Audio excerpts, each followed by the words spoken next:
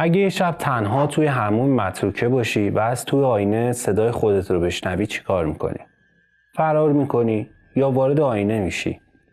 امشب با هم میریم جایی که فقط یه چیز توی بخار زنده است. قولک.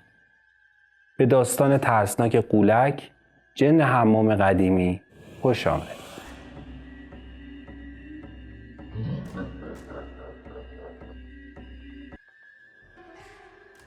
سلام رفقا، من امین هستم، اهل تبریز. داستانی که براتون تعریف میکنم نه از جنگل، نه از کوه، نه از دریا، جایی که هیچ کس انتظارشو نداره.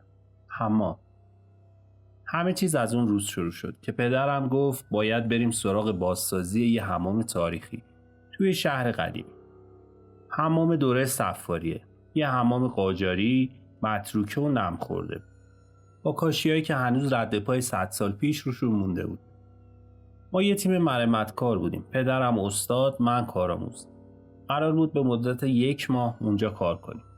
روز اول که وارد شدیم فضا سنگی بود، نه از نظر جسمی، از نظر روانی.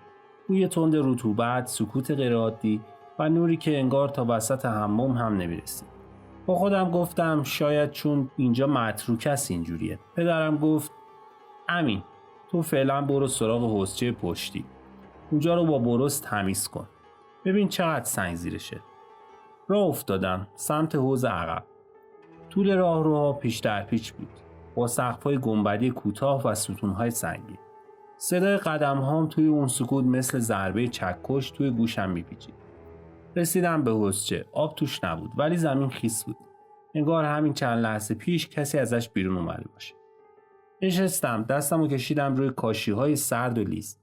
اونجا بود که صدای چکه آب رو شنیدم، آروم و منظم، از گوشه تاریک حموم. بلند شدم و رفتم سمت صدا. همین که نزدیک شدم یه چیز از گوشه چشمم دیدم، سایه کوتاه و گرد که سریع عقب کشید. فکر کردم خیاله، اما اون لحظه هنوز نمیدونستم که قولک بیدار شده و دنبال کسی میگرده که جاش بمونه.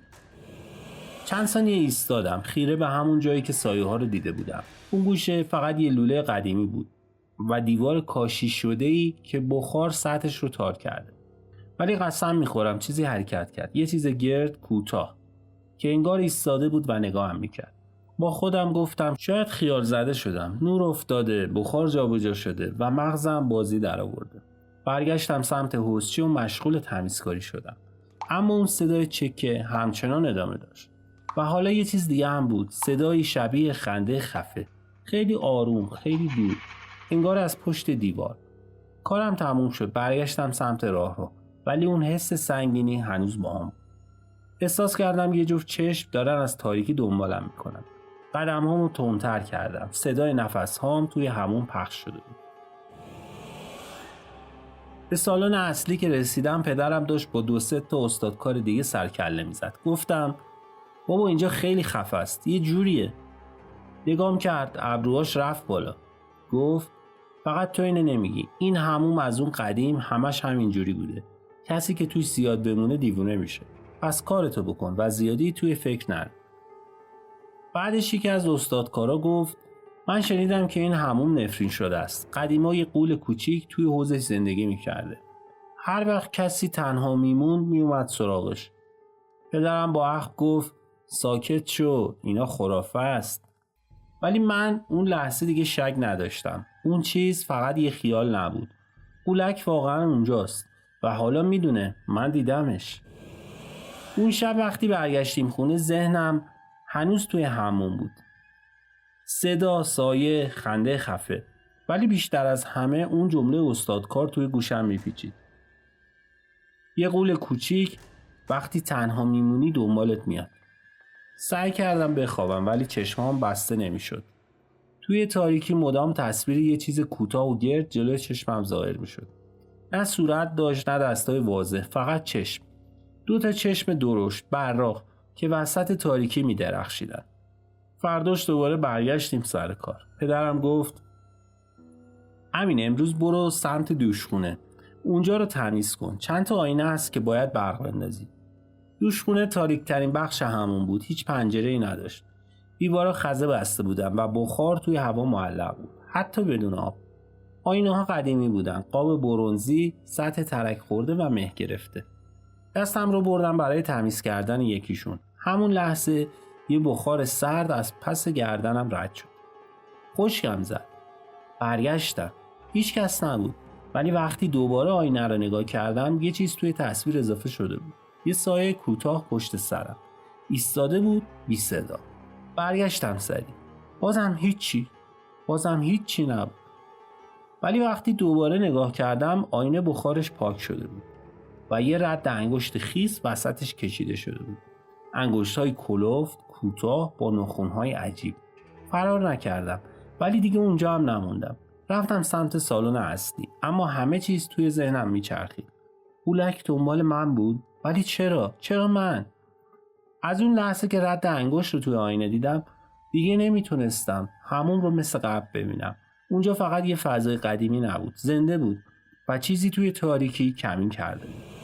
برای اینکه کسی شک نکنه برگشتم سر کار ولی همش حواسم به پشت سرم بود. نزدیک غروب پدرم گفت باید یکی توی همون بمونه تا شیرالات تازه نصب شده رو تست کنه. مثل همیشه شانسم زد و نوبت من شد. گفتم نمیشه فردا تست کنیم، الان همه جا تاریکه. پدرم گفت اگه مردی همینه، اگه نیستی جمع کن و برو خونه. نفس عمیقی کشیدم. همه رفتن، من موندم و سکوت مطلق. فقط صدای شرشر آب از دوشخونه می اومد. شیرها باز بودن. چراغ قوه رو روشن کردم و رفتم سمت اون قسمت. صدای شرشر منظم بود تا اینکه یه دفعه قطع شد. رسیدم دم در دوشخونه. نفسام سنگین بود. چراغ توی دستم میلرزید. رفتم داخل. بخار غلیظ کل فضا رو گرفته بود. صدای نفس کسی شنیده میشد. نه از دور، نه از نزدیک. نور رو چرخوندم و اون لحظه دیدمش. یه موجود خمیده با پوست زرد و خاکستری و سری که انگار گرد نبود. بیضی و بیمون. چشماش، اون چشما که توی خواب دیده بودم، واقعا اونجا بودن. 2 دایره براق بدون پرت. اون لحظه فقط خشکم زد. هیچ صدایی ازم در نمی اومد. فقط اون نگاه میکرد بدون حرکت. انگار از همون اول منتظر من بود. چراغ قوه از دستم افتاد. خاموش شد و توی همون تاریکی صدایی شنیدم. صدای نازک، کشیده، شبیه زمزمه آب داغی که روی سنگ میریزه. تو موندی، پس مال منی. همه چیز فقط چند ثانیه طول کشید ولی اون چند ثانیه از کل عمرم سنگین تر بود. توی تاریکی فقط صدای نفس هام بود و زمزمه اون چیز. چشمم هنوز به تاریکی عادت نکرده بودن اما حس می کردم نزدیکتر شده. بوی عجیبی توی هوا پیچید. یه بوی نم مثل لباسی که هفته‌ها توی رطوبت مونده باشه. قدم به قدم عقب رفتم. دستهام رو به دیوار کشیدم. دنبال در می گشتم و بعد صدای بسته شدن در. آروم ولی قطعی. پشتم رو چرخوندم. دستگیره رو گرفتم. تکون نمیخورد. گیر افتاده بودم. از ته گلوم یه ناله در اومد.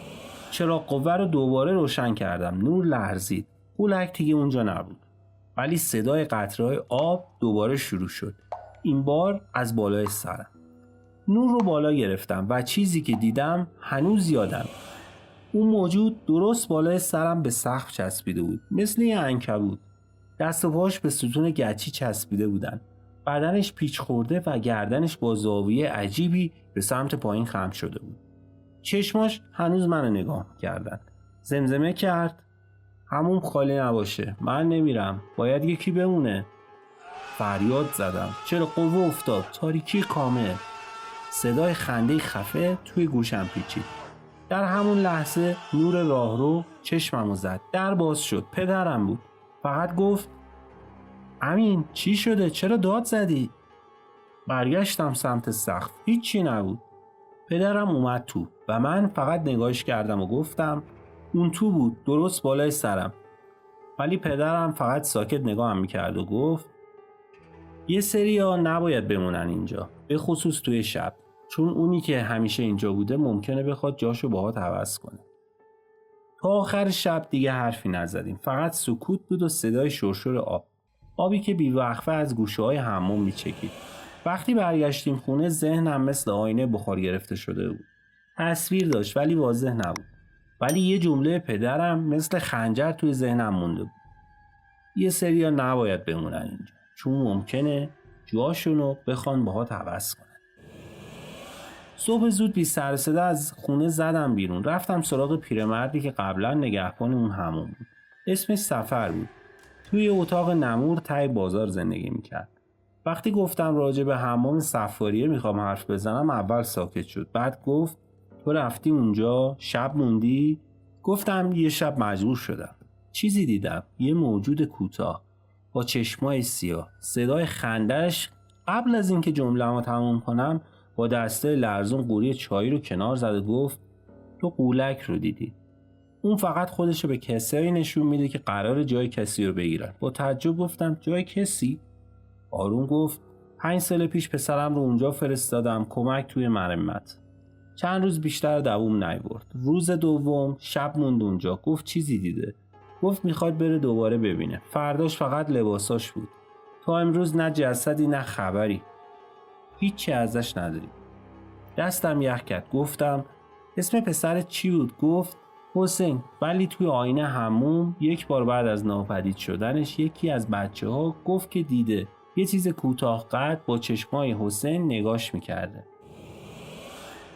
اون لحظه بود که فهمیدم قولک فقط هیولا نیست. قولک آدمیه که جاشو با تو عوض کرد.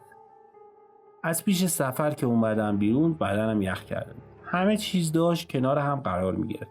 صدایی که میشنیدم، نگاهی که حس میکردم، رد انگشت روی آینه و حالا اینکه قولک شاید یه انسان بوده.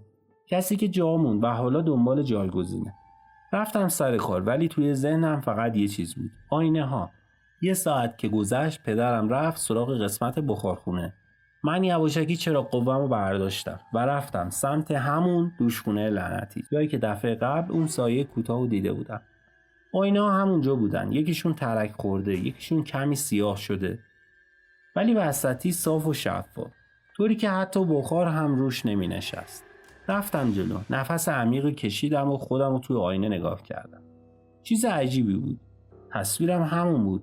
ولی دقیق‌تر که نگاه کردم انعکاسم 1 ثانیه تأخیر داشت. یعنی وقتی سرمو تکون میدادم تصویر با یه مکث کوتاه واکنش نشون میداد.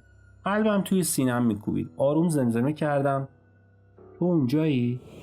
و همون لحظه انعکاسم لبخند زد. ولی من لبخند نزده بودم. نفسم بریده شد. عقب رفتم. دستم به دیوار خورد. چراغ قوه رو انداختم روی زمین. تصویر توی آینه خم شد. از قاب بیرون نیومد ولی انگار داشت جلو میومد و یه جمله گفت. لبهاش تکون خوردن. صدایی توی سرم پیچید. جای من اینجاست. جای تو اینور یا اونور. تصمیم با خودته.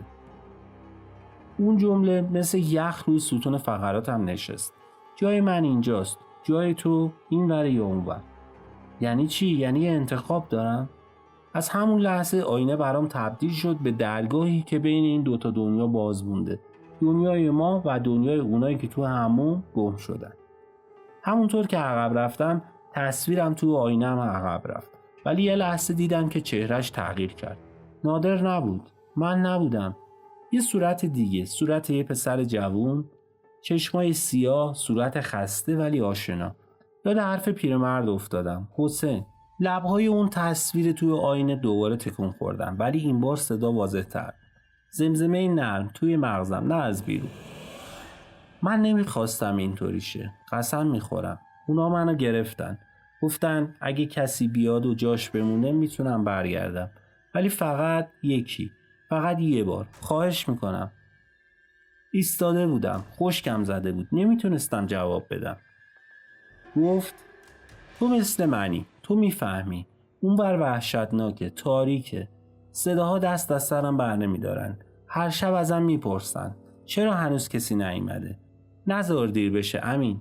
لطفاً نذار من همیشه قولک بمونم. برای اولین بار حس ترحم داشتم. نه فقط حس ترس. اون یه انسان بود. شاید هنوزم هست.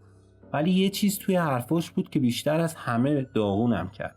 من اولش هم خودمو ندیدم. منم جای کسی دیگه ای رفتم. چند قدم عقب رفتم ولی تصویر تو آینه تکون نخورد. هنوز نگام میکرد. همون چشمای خسته و درمونده و صدایی که توی سرم میپیچید. فقط یه لحظه بیا اینور ببین چی کشیدم، شاید خودت انتخاب کنی که بمونی. اون لحظه حس کردم آینه یه دیوار نیست، یه پرده است، یه پرده نازک، سرد و لغزنده. دستم ناخودآگاه بالا رفت، نزدیک شد به سطح آینه. فاصله‌ام با تصویر فقط چند سانت بود. صورتم با صورت اون مماس شده بود. فقط یه لایه شیشه بینمون بود. ولی نفس اون روی سطح بخار انداخت. همین که انگشتام به شیشه خورد یه چیزی تکون خورد. نه فقط تو آینه، تو هوا، توی فضا، توی ذهنم. صدای شبیه صدای پارگی شنیدم. نه بیرون، توی مغزم. انگار چیزی باز شد. یه فشار شدید روی شقیقه ها حس کردم. شبیه زمانی که هواپیما فرود میاد ولی سنگین‌تر. نور اتاق کم شد، صداها گنگ شدن و یه تصویر جلوی چشمم ظاهر شد. حمامی سرد و خالی و بیرنگ، ولی اونور آینه همه چیز توش برعکس بود. دوش‌ها بالا نبودن. از پایین آب میزد بیرون. رد پاها روی سقف بودن و سایه‌ها به دیوار چسبیده بودن. صدایی که حالا دیگه واضح‌تر شده بود گفت اگه یه نفر بیاد، فقط یکی، من میرم، تو برمیگردی. هیچ کس هم نمیفهمه. ولی بعدش یه چیز دیگه گفت که سرم گیج رفت. اونی که منو فرستاد هنوز آزاده، هنوز دنبال بعدی میگرده. اگر من نرم نوبت اون میشه و اون خیلی بدتره. اون لحظه فهمیدم قولک فقط یه نفر نیست، یه چرخه است، یه نفرین قدیمی تو دل حموم تاریک. چند دقیقه فقط ایستاده بودم بین این دوتا دنیا. یه دستم جلو نزدیک سطح آینه و قلبم طوری میخوبید که حس میکردم صدای تپشش توی کل حمام میپیچه. تصویر مقابلم ثابت بود. همون چهره، همون چشما، همون التماس، اما یه جمله توی ذهنم قفل شده بود. قولک اول هنوز آزاده و دنبال قربانیه. یعنی چی؟ یعنی این نفرین فقط یه اتفاق نیست، یه طرحه، یه رونده و فقط وقتی ادامه پیدا میکنه که یه نفر ساده دل مثل من، مثل حسین، مثل خیلی های دیگه بپذیره. فکرم رفت سمت پدرم، سمت کارگرایی که هر روز از کنار این آینه ها میگذشتن. نکنه قولک بعدی یکی از اونها باشه. از آینه فاصله گرفتم. دلم میخواست باور نکنم ولی نمیشد. صدای اون از توی ذهنم محو نمیشد. من انتخاب نکردم. مجبورم کردم. اون شب نخوابیدم. روی کاشی‌های سرد حموم نشستم، روبروی آینه. چراغ قوه‌ام خاموش کردم. تا سحر فقط تصویر خودم رو نگاه کردم که گاهی خودش نبود. گاهی دیدم صورتم کمی کج شده. گاهی دیدم چشمام پلک نمیزنن. گاهی لبهام بی صدا میگفتن چیزایی که من نگفته بودم. سحر که شد یه تصمیم گرفتم. یا این چرخه رو تموم میکنم یا توی اون میمونم. رفتم سراغ بخارخونه، جایی که ازش خوشم نمیومد ولی اونجا همیشه بخار بیشتر بود. انگار فضا آماده چیزی بود، یه حضور. و روی دیوار خزه زدهش با رد انگشت یه جمله دیده میشد: یا تو یا یکی دیگه. صبح هنوز کاملا بالا نیامده بود اما نور خاکستری کمجونی از پنجره شکسته بخارخونه میتابید. رفتم سمت همون دیواری که شب قبل روش نوشته شده بود: یا تو یا یکی دیگه. اما حالا جمله محو شده بود. به جاش یه رد پا بود. رد پای کوچیک، گرد. انگار کسی با پاهای شبیه دست روی دیوار راه رفته بود. نفس میزدم. احساس کردم انگار خود حموم داره منو به اعماق خودش دعوت میکنه. رفتم دنبال رد پا. با چراغ قوه به کف زمین، دیوارها و حتی سقف نور مینداختم و بالاخره رسیدم به یه دریچه کوچیک پشت یکی از تاقچه ها. هیچ وقت ندیده بودمش. انگار تازه ظاهر شده بود. بازش کردم. یه راهروی باریک و تاریک پشتش بود با دیوارهای گچی و لوله‌هایی که صداهای عجیب ازش میومد. و ته راهرو یه در چوبی که روش با زغال نوشته شده بود: اینجا جاییه که قولک ساخته شده. دستام میلرزید ولی فشار چیزی بیشتر از ترس منو به جلو هل میداد. در رو باز کردم. توی اون اتاق فقط یه چیز بود. یه وان سنگی قدیمی ترک خورده پر از آب سیاه و بی حرکت و روی دیوارها نقاشی‌های قدیمی با دوده و خاکستر. تصویر موجوداتی با قدهای کوتاه، چشمای بزرگ و دستایی که از تن جدا بودن و وسط همه‌شون یه مرد با لباس قدیمی، نگاهی سرد و چشمایی که مستقیم به من زل زده بودن. یه صدای خسته و شکسته توی سرم گفت قولک اول من بودم. چشم دوختم به دیوار با اون چهره خشک و بیرو که با دوده کشیده شده بود. لبها بسته ولی چشماش زنده بودن. انگار قرنهاست که فقط نگاه میکنه. صدای مرد توی سرم ادامه میداد. من اولین کسی بودم که موند. نه برای کار، نه از سر اجبار، از سر کنجکاوی. میخواستم بدونم شب همونی که مردم میگن یا فقط یه قصه است. بدنم یخ زده بود. آب توی وان سنگی هنوز بی حرکت. رفتم جلوتر. صورتم رو نزدیک سطح آب بردم.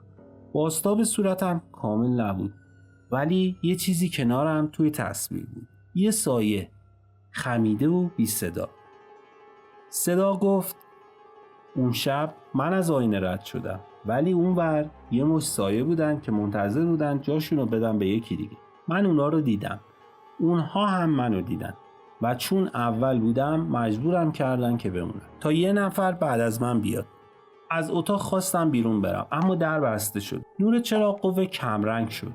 صدای چکه های آب تندتر و یه جمله آخر توی ذهنم میپیچید، سنگین‌تر از هر چیزی که تا حالا شنیده بودم. نفرین قولک با یه کنجکاوی شروع شد و با ترس تموم نمیشه، با تصمیم تموم میشه. اون لحظه بود که فهمیدم یا باید راه قولک اول رو ادامه بدم یا باید یه تصمیمی بگیرم که هیچ کس قبل از من جرأتش رو نداشته. دلم میخواست همه چیز فقط یه کابوس باشه، ولی وقتی در بسته شد و صدای نجواها قطع شد فهمیدم دیگه راه برگشتی نیست. نگاهم هنوز به وام بود، به آب سیاه و اون تصویر نیمه‌کار. اون صدا دوباره برگشت، این بار آرومتر، شبیه کسی که خسته است. فقط یه نفر، فقط یکی که جای خودش رو بده و این حموم دوباره خالی میشه. پرسیدم یعنی همه اونهایی که قبل از من بودن یکی یکی توی این دام افتادن؟ صدا گفت بعضیا موندن، بعضیا رفتن، ولی با هزینه. یه نفر با خودش آتیش آورد، یکی دیگه آینه ها رو شکوند، ولی هیچ کدوم جرئت نکردن با خودشون روبرو بشن. تو فرق داری، میتونی چرخه رو بشکنی، اما فقط با یه کار. ساکت شدم، گفتم چه کاری؟ صدا مکث کرد و بعد گفت فقط یکی رو بیار، کسی که جای تو بمونه. یه دوست، یه همکار، کسی که بتونه بی صدا ناپدید شه. خون توی رگ‌هام یخ کرد. یعنی باید یکی رو فدا می‌کردم، مثل حسین، مثل بقیه آدمایی که توی آینه‌ها گیر افتاده بودن.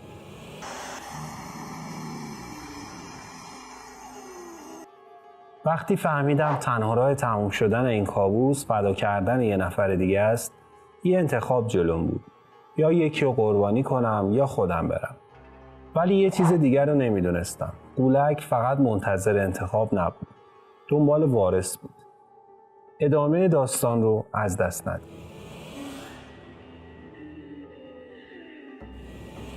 اون لحظه یه تصویر توی ذهنم نقش بست. پدرم. اگه بفهمه چی دیدم مطمئناً شب بعد خودش میمونه. تا ثابت کنه چیزی نیست. باید بین پدرم و خودم یکی رو انتخاب میکردم. و شاید برای اولین بار حمام دنبال قربانی نبود، بلکه منتظر انتخاب بود.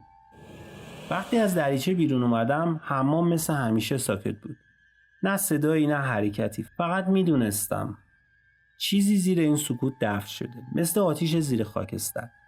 چند ساعت بعد پدرم اومد، خسته و خاک‌آلود، با همون لبخند همیشگی. ولی من توی چشماش یه چیز جدید دیدم، نگرانی. گفت امین چرا اینقدر تو خودتی؟ از اون شبی که موندی تو همون یه جور دیگه شدی. فقط نگاهش کردم. تو دلم آشوب. شب برگشتیم خونه ولی تا صبح نخوابیدم.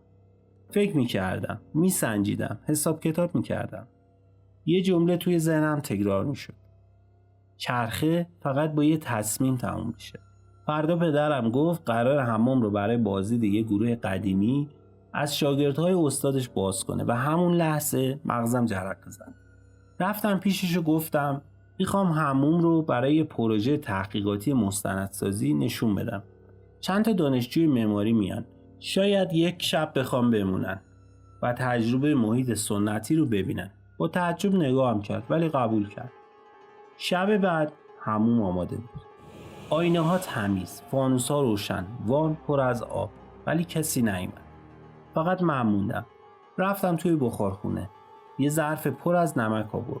ریختم دور وان. آخه میدونستم که نمک جادو جنبل رو دور میکنه. بعد رو با آینه نشستم و گفتم اگه این چرخه باید با فدا شدن کسی تموم بشه اون منم. آینه لرزید. از توی تاریکی صدا اومد. پس تو قولک بعدی میشی. لبخند زدم و گفتم نه، من همونم که دیگه کسی بعد از من نمیاد و قولک بعدی نیست. ساعت از نیمه شب گذشته بود. همه جا ساکت بود. فقط صدای قلقل آب وام میومد و گاهی صدای قطره هایی که از لوله ها میچکید. نور چراغ قوه رو خاموش کردم. نشستم روبروی آینه ای که همیشه اونا از اون ظاهر میشدن. یه بار دیگه گفتم اگه یه نفر بخواد همه چیز رو تموم کنه چی؟ بدون اینکه کسی دیگه ای بیاد. صدا گفت اون وقت باید جاشو بده. کامل، تا مرز تن، تا مرز صدا، تا مرز روح. گفتم قبوله، ولی با یه شرط. صدا ساکت شد. سکوت سنگینی بین ما حاکم شد. بعد از لحظاتی همون صدا پرسید چی میخوای؟ گفتم اونی که اول گیر افتاد، حسین، اون آزاد شه و اونایی که بعدش اومدن دیگه قولک نشن. اگه من آخرین باشم چرخه باید تموم شه. صدا خندید، ولی نه مثل قبل. این خنده غمگین بود، مثل کسی که امیدش از دست داده. اگه تو با آگاهی با میل خودت بیای در باز میشه، ولی وقتی رفتی فقط یه راه برای آزادی هست: آتیش. اون لحظه فهمیدم نقشم ممکنه جواب بده.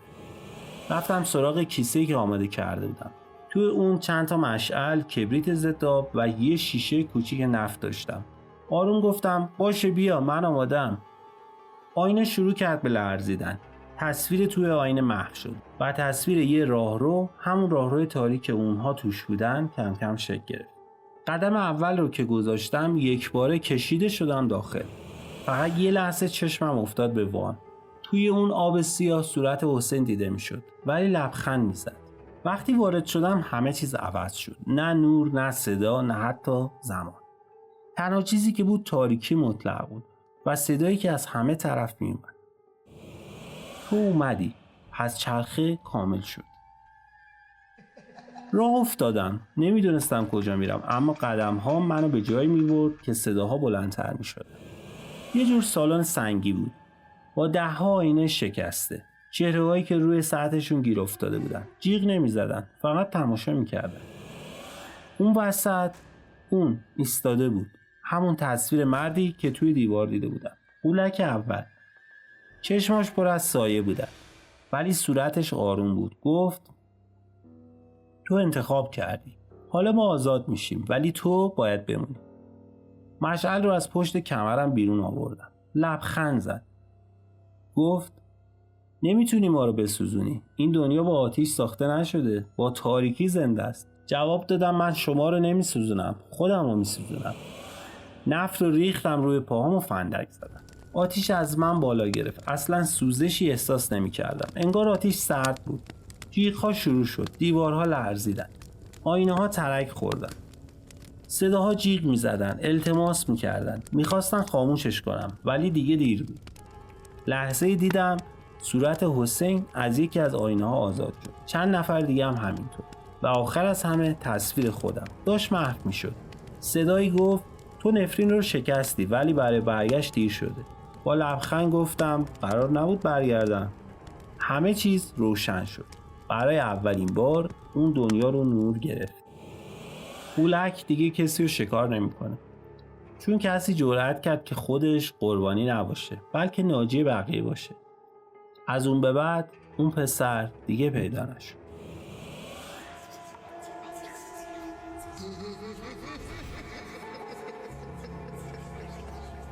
خب رفقا، امیدوارم از این ویدیو لذت برده باشید. در داستان بعدی داستان ترسناکتری براتون تعریف میکنم که از این داستان هم جذاب‌تر. داستان ترسناک بوسلامه جن دریایی. ازتون ممنون میشم که نظراتتون رو با من به اشتراک بذارید تا بتونم ویدیوهای بهتری براتون تهیه کنم. در پناه حق باشید. خدا نگهدار.